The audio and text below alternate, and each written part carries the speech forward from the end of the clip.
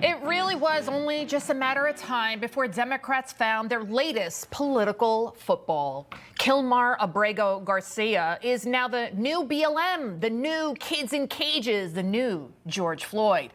Democrats never cared about any of these causes. Everything they do is about furthering their agenda and maintaining their strongholds on the ignorant masses. If you thought the kneeling for BLM with African scarves from Amazon was bad, well, the latest grandstanding, a sitting member of Congress, Maryland Senator Chris Van Hollen, using taxpayer dollars to go to a foreign land in an attempt to free Kilmar Abrego Garcia, an illegal alien deported by the Trump administration.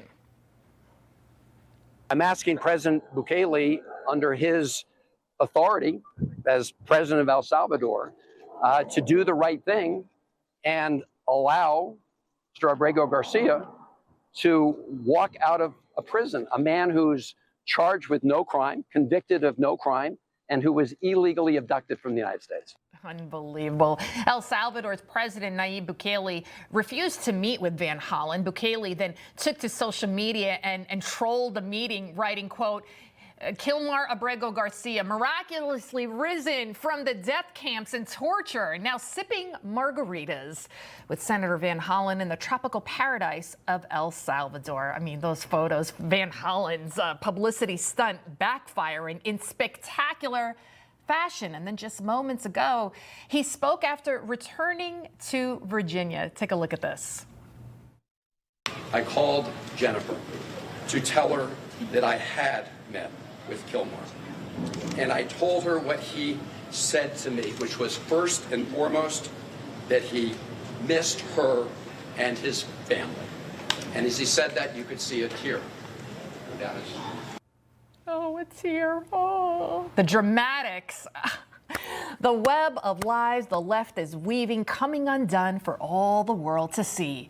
Garcia, he's not being housed in El Salvador's mega prison, aka Hell on Earth. You just saw the photo there, despite the numerous fake news reports saying otherwise. The prison, which can house up to 40,000 inmates, houses the worst of the worst. Most of them are cartel members. El Salvador and the United States are obviously working in concert to send a message to the world with all these videos showing what it's like. This is what will happen to you if you dare come to the United States and attempt to terrorize Americans. This slickly produced government handout video showing more than 200 alleged Venezuelan gang members who were deported from the U.S. to the mega prison. And for all of those concerns about these men's rights, well, here's what Bukele has to say about that. What about the human right of a woman not to be raped? I mean, what about the human right of kids to, to play or to be free or to, go to the park? And what about the human right to live or the human right to walk in the street, right? But no, they were worried about the human rights of the killers. He's not wrong. I mean, do Democrats not realize that all this controversy surrounding the El Salvador illegal alien being deported is actually good for Team Trump? When will Democrats, the radical left, the Trump derangement afflicted, understand that this is exactly what almost 80 million Americans voted for?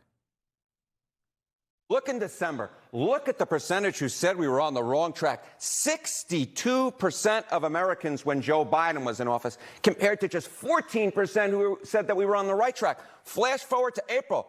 Well, hello. 45% say we're on the right track compared to 42% who say we're on the wrong track. So in a big switcheroo from where we were back in January, the plurality of Americans say that the country is on the right track when it comes to immigration policy. Back in December when Joe Biden was president, the vast majority said that we were on the wrong track. Again, this points out that on the whole, Americans like where we're going on immigration policy under Donald Trump. They certainly do, because Americans, we're done being terrorized. We are sick of seeing all the innocent lives being taken by these thugs. The previous administration incentivized this invasion, welcomed in these cartel members who specialize in drug and human trafficking, killing cops, the gangs originating as prison gangs. And like Garcia, most of these gang members came to the United States illegally. Many of them came here as unaccompanied minors. Garcia was also in defiance of a deportation order. They have no evidence that Abrego Garcia is connected to MS-13. Abrego Garcia's lawyers say there's no evidence linking him to a gang. Salvadorian officials had no evidence that he was a gang member, as the Justice Department alleges. The Trump administration accuses Abrego Garcia of being a member of the gang MS-13, but no evidence has been shown in court of that being true. There is plenty of evidence. Let's go through it. According to a Maryland police report, in 2019, cops arrested Garcia in a Maryland Home Depot parking lot along with 3 other men, one of whom is an active MS-13 gang member, and he had an extensive criminal history. Cops say Garcia was wearing a Chicago Bulls hat, which has long been described as the hat of choice for MS-13 members. The logo resembles devil horn hand sign, often used by the gang. Again, Garcia was living in Maryland, so why of all hats was he wearing a Chicago Bulls hat that just so happens to be the moniker for MS-13? And that's not all. He was also wearing a hoodie with rolls of money covering the eyes, ears, and mouth of the presidents on the separate denominations, which officers also said is associated with MS-13. See no evil, hear no evil, say no evil. Again, just no evidence, right? This is just a coincidence, right? He also, Garcia, has a tattoo of a devil on his left leg, which officers know and say only high-ranking members of MS-13 gang members are allowed to get. Just coincidence, folks. Oh, and by the way, a confidential informant also told cops Garcia was an active member of MS-13. And by the way, not only did a deportation officer then charge Garcia as an alien present without admission or parole, which, by the way, is a deportable offense, an immigration judge then declined to release him because Garcia failed to prove that he would, quote, not pose a danger to others, as the evidence shows that he is a verified member of MS-13, end quote. Abrego then appealed the deportation, but a board of immigration appeals upheld the immigration the judge's ruling in December of 2019. So an entire board said that the first couple of judges were right, and saying that the judge appropriately considered allegations of gang affiliation. Garcia then got married, and then he suddenly filed for asylum, saying he was afraid for his life. Keep in mind, he came in 2011. And then at subsequent hearings, another immigration judge also then denied the asylum request and agreed that Garcia was deportable. Is that enough evidence? And despite what the media will tell you, Garcia, he continued to have problems with the law. He never showed up for court on his multiple traffic court cases. That's why they thought he was a flight risk. And ABC News is now reporting that Garcia hit and scratched his wife in 2021, resulting in her filing a restraining order against him. So, look, all of this legal documentation, it took me a couple of hours to do all of that research. I just showed you surrounding his case. How can anyone keep saying this?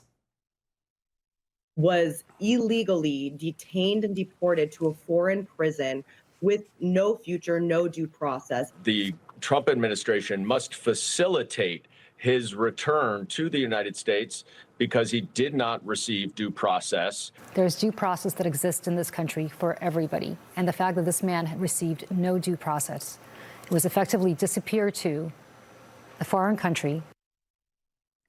Not only did Garcia get tons and tons of due process, there's a very good reason President Trump designated 8 Latin American cartels, which includes MS-13, as foreign terrorist organizations. The legal designation removes any claim of asylum for any member of those groups, which is exactly what Garcia is now claiming. So, ladies and gentlemen, don't believe the hype. Don't believe the hysteria, the saber rattling from the left anymore, because like Russia, and all the other hoaxes, all the facts, they will continue to come out about this case. And this story, too, will eventually go bye, bye, bye. He loves the Constitution. He fights for what's right. He hates the bad guys. He's a freedom warrior. He's your freedom warrior. Watch Carl Higbie every weekday on Newsmax.